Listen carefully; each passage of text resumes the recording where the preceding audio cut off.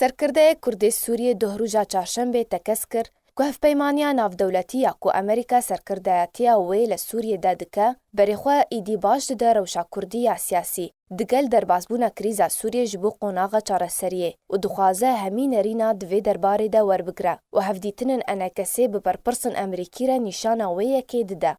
بشار امین اندام پولیت بیروه پارتیا دیمقراتا کردستان سوریه و سرکرده ده انجمنا نشتیمانی کردی ده گوت هفدیتنا انجمانی به امریکانا را وینه داوی به و او هفدیتن جبو به هفگوهرتنا نرینان بو و داناسینا نرینا انکسی درباره پیشاروژا هریمه ده.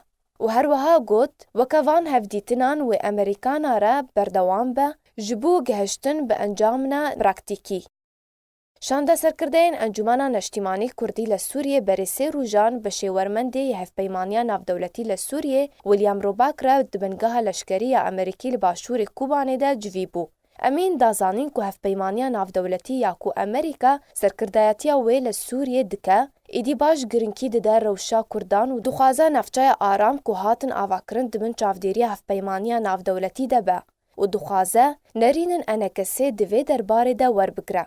سرکرده انکسی گوت دوی امریکا باش کار بکن جبو آواکرنا ریوبریه کی نوش دوریره و همی پیکهاتین دوری دناوا ویده جه بگرن و هفدمی ویه که پیشمرگین روش دگل هیزن دنج پیکهاتن دوری پارستنا اولهی و آرامی وی بکن.